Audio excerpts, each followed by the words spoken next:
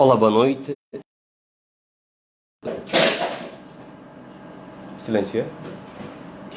Olá, boa noite, sou Fernando Cauendimba e estou aqui para vos contar e ler mais uma história da avó Panguila, portanto extraída da coletânea Ler e Contar, aquela que já vos tenho falado e que no último domingo estive aqui a fazer uma live também, a partilhar convosco da maestria do Cota Zeto Cunha Gonçalves. Portanto, li Água Aqui Tem Dinossauro. Algumas pessoas reagiram bem, gostaram, etc. Aliás, já sei porque todas as histórias que fazem parte dessa coletânea são de facto excelentes. Portanto, um abraço ali para a coordenação do projeto que tem feito um bom trabalho. Então, esta história de hoje é o dia em que uma pedra virou lua, da autoria de João Fernando André. Era no tempo em que a terra era habitada meramente por pedras e no céu apenas havia o sol, que como senhor e rei exibia sua luz diariamente.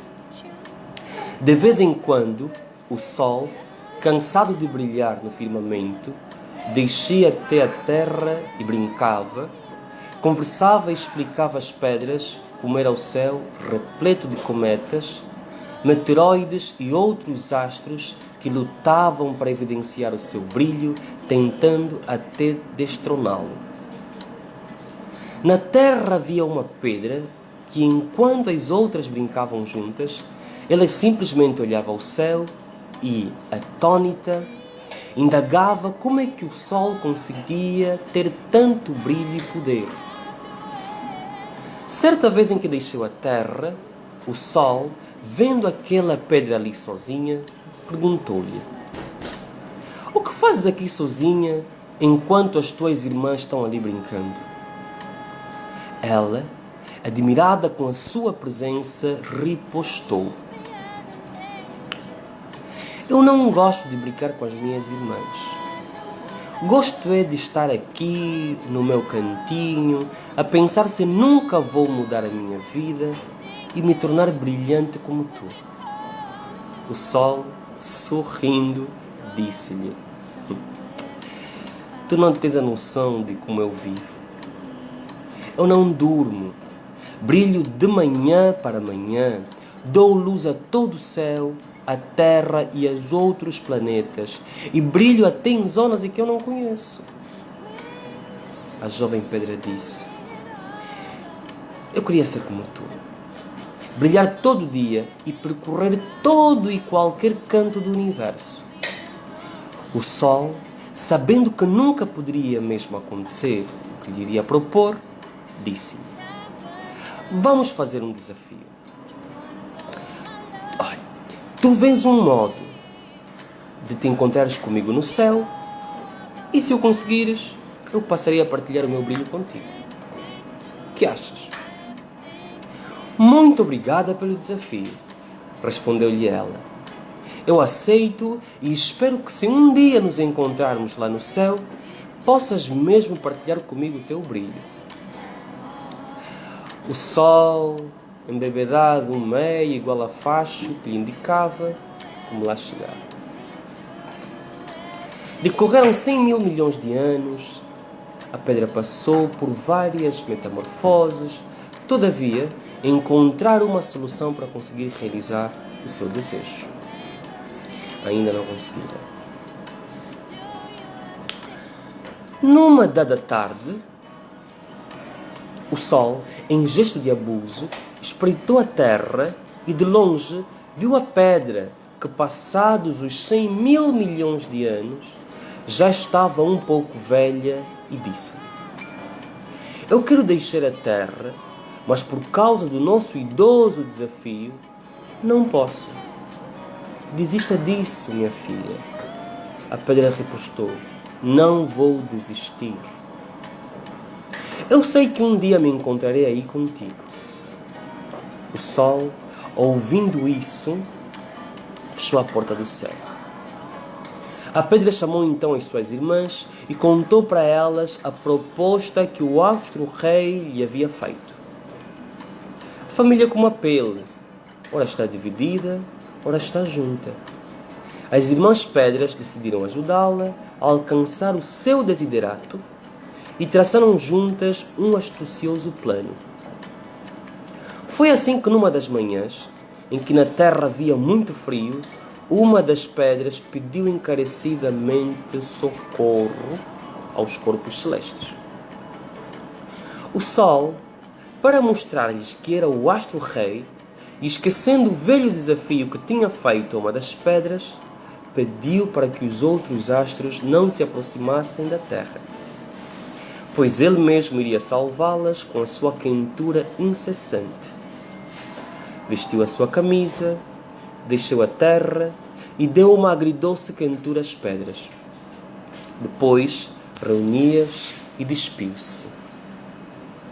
Quando chegou ao céu, o sol, posto na sua casa, despiu-se e eis que de um dos bolsos das calças saiu a velha pedra a quem tinha feito o quase irrealizável desafio. Sorrindo, ela disse: cá estou eu, senhor astro-rei. Bem eu dizia que um dia nos encontraríamos aqui. O sol, admirado, lembrou-se então da reunião que tinha tido com as pedras depois de as aquecer e lembrou-se ainda de nem sequer se ter preocupado com a presença ou a ausência daquela pedra a quem tinha feito uma proposta. Em jeito de resolverem o problema do velho desafio, disse-lhe: a partir de hoje e conforme prometido, passarei a partilhar o meu brilho contigo. Como sou o rei, passarei a controlar e dominar o dia. Tu, pedra, chamar-te-ás lua, serás a minha mulher e passarás a governar a noite, a partir do instante em que eu for dormir. A pobre pedra, morrendo de alegria por ter realizado o seu sonho, abraçou e beijou o sol. Nunca mais voltou à terra e depois de 1 ano a viver com ele, ficou grávida e deu à luz 400 mil milhões de filhas a quem decidiram chamar de estrelas. Fim da história. Um forte abraço, meu mano Messias o Redentor. Um forte abraço, minha amiga e colega Ivanilce Cláudia dos Santos, meu cota José Miguel, minha mana Elizabeth Gomes Moanza e todas as pessoas que estão aqui a nos acompanhar nesse momento ou que nos vão acompanhar depois de terminar este vídeo, porque afinal de contas vai ficar salvo no meu perfil. Olá, Euridice e Felipe. Então, acabei. Um abraço para si também e para as crianças que eventualmente estão ali em casa a nos acompanhar. Muito obrigado, também amei a vossa presença, espero que continuem, porque falta mais uma história agora para adultos. Terminei agora de contar O Dia em que uma Pedra Virou Lua, da autoria do João Fernando André. É uma das histórias da coleção do Velho Panguila, do Ler e Contar, e quem quiser conhecer outras histórias, baixá-las de forma gratuita, portanto não se paga nada, e contar para outras crianças. Entrou agora Marta Teixeira Lopes, um forte abraço. Então pode acessar www.lerecontar.com. Agora eu vou ler uma história deste livro, O Fim da Moderna Geração, de Paulino Correia, que é o heterónimo da dupla Al-Njali e Fernando Kawendimba. Ele foi publicado em setembro, já aqui em Luanda, no Lubito, em Benguela, e está disponível em alguns lugares que eu vou publicando aqui no meu perfil. E hoje eu vou contar-vos a história. Vou contar-vos a história. Adão, aquele rapaz, nasceu pobre, órfão de pais e de paz.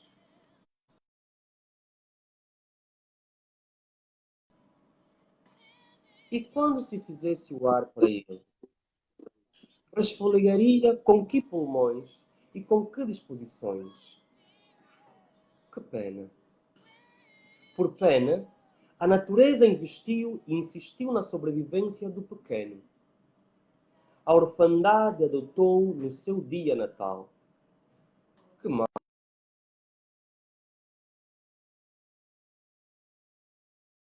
vida inteira. A história de Adão na Terra teria duração de uma curta milimetragem se não tivesse dedicado o penúltimo suspiro à solidão. Madres daquele bairro ouviram-no, encontraram-no e deram-no colos e consolos. Foi Soco quem nos permitiu esse parto. Convencionavam no convento. O rapaz estava salvo, mas são, sim, talvez não. Por melhor que o alimentassem, a alminha não se sentia em casa no inóspito corpete. A morte é uma doença, crônica na linha do tempo, curável nas entrelinhas da eternidade. Autorreflexão das servas de Deus. Se morrer assim, nós seremos gente de infeliz memória. Dar leite materno, de dar mesmo, a gente não, portanto, não dá. Era assim que as madres davam voz à aflição. Mas vamos fazer mais como então, para ele ter vida em abundância, ó Madre Superiora. Adocemos as papinhas dele com oração e vigilância. As madres, inferiores em nada, em absolutamente nada inferiores, acataram a ordem que afinal só funcionava quando fosse executada no jardim. Naquele lugar, o menino se revelava convergente a ser vivo.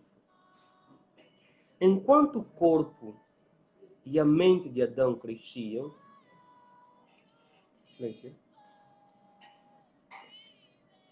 Enquanto o corpo e a mente de Adão cresciam, o rapaz pesava as medidas do seu tempo naquele jardim, livre para amar todos em tudo, principalmente na erva. Ele e a erva davam-se tão bem que o batizaram com o nome de Adão. Pronto, Adão e erva. Ele era o único homem naquele lugar religioso e feminino.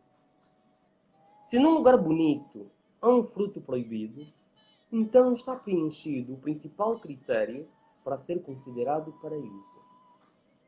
Eram proibidas entradas de pessoas estranhas nas entranhas do jardim. Adão mal sabia fazer o mal e evitar o bem.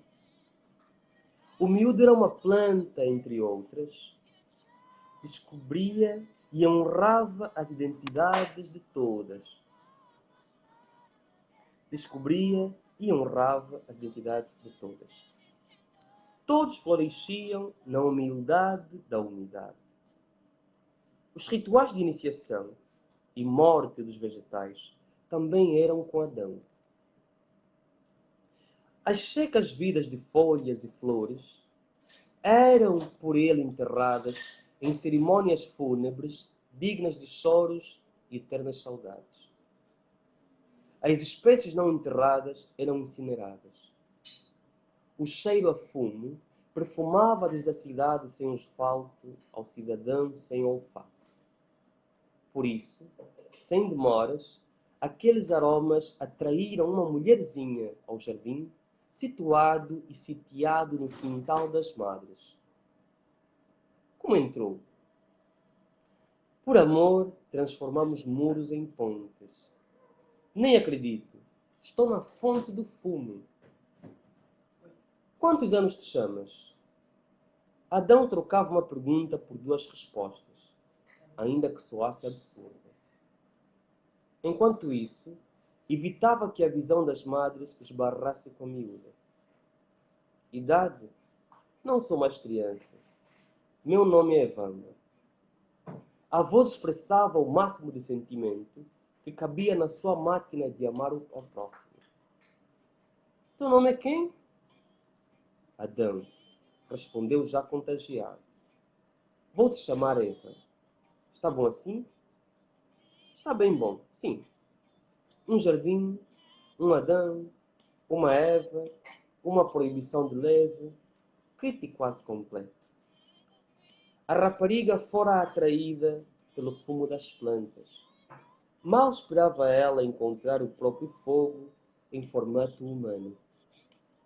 Dias após dias, Adão ocultava a presença de Evamba, sua Eva, por lá. Para vir escutar o cheiro de flores queimadas, precisa eu ser madre? Desde quando é possível escutar cheiro, Eva? Quando é extenso e intenso, o cheiro atravessa as fronteiras do asfalto do olfato e se dissemina por todos os sentidos. Explicou-se. Ou complicou mais ainda? O rapaz não compreendeu, mas creu. Os dois foram ultrapassando os 2 segundos juntos. Foram sendo, em consequência disso, um só nas imagens e semelhanças de um com o outro. Certa noite, as madres sonharam com tudo aquilo e indagaram a Adão. Tens escondido uma tua sócia que é tua sósia também? O rapaz não respondeu. Já tinha tropeçado na fadiga e caído no sono. A companhia de Evamba era prazerosa, mas cansativa. Na aparência da rapariga, um sinal amarelo. Ela estava dependente do cheiro de queimadas de flores secas. E quando não houvesse folhas para queimar, tudo lhe era uma seca 18 vezes pior que aquelas nos corredores do Cunene e arredores. No outro dia, Evamba tinha-se levantado tão cedo que o seu juízo ainda dormia. Interpelou-se nessa hora. Aqui já dormiam ou ainda não acordaram? Portão fechado, pulou o muro adentro e pôs-se a queimar folhas verdejantes. O cheiro furtou o sono de Adão. O rapaz foi constatar o facto. Na ausência das folhas secas, a sua Eva inalava um fumo viçoso. O amor que sentia por ela desautorizava-o a zangar-se por picadinhos de pecadinhos dela. Só me sinto bem com o aroma das plantas daqui. Posso queimar mais um bocadinho? Adão. O rapaz queria muito dizer: o teu desejo é uma desordem. É que o gosto da menina desalinhava o seu juízo. Porém, o seu amor suplantava as plantas, as queimadas fora de época e a situação toda. Só se queimarmos e cheiramos juntos, Eva, prosseguiram. Atraídas pela fumaça, as madres correram e acorreram para apagar o jardim em parte aceso. Quando avistaram os presumíveis irresponsáveis por aquilo, imputaram responsabilidades. Agora, paguem pelo incêndio, sentenciou uma. Agora, apaguem o incêndio, condenou outra. Eva e o seu Adão, por peso de coincidência, tiveram ambos peso de consciência. O casal jovem estava desfeito de vergonha pelo que haviam feito. Peço desculpas. Evamba curvou-se diante das senhoras do lugar. Perdão. Adão disse o mesmo com frases mudas. O seu silencioso olhar tombou para o chão. Os 2 moços apelaram assim os corações das senhoras do lugar. Estas perdoaram-nos as culpas. O jardim era o pulmão da comunidade, não a sujidade para os seus pulmões. Apesar de se sentir perdoada, Evamba estava decidida a procurar por outros jardins. Adão chantageou. Se ela fosse, ele perder-se-ia pelos ares com as eventuais seguintes fumaças.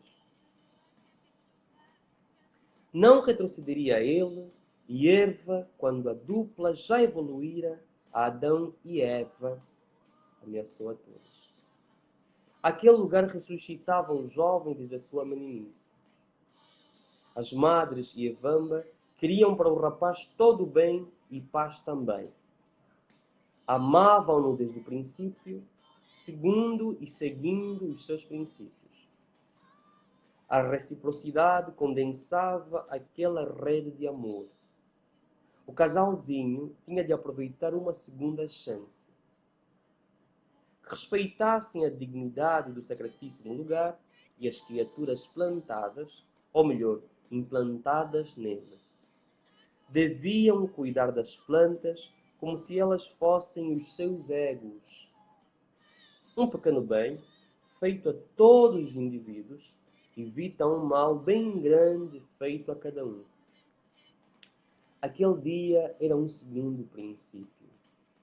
As madres foram para dentro da residência, a oração e o trabalho esperavam por elas.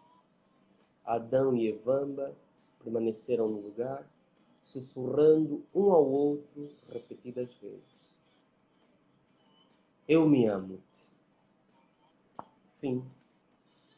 Assim foi a leitura do conto Adão e Erva, que faz parte desta coletânea de contos, de 20 contos, O Fim da Moderna Geração, de Paulino Correia, que é o heterónimo coletivo de Al-Jali e Fernando Cauendimba.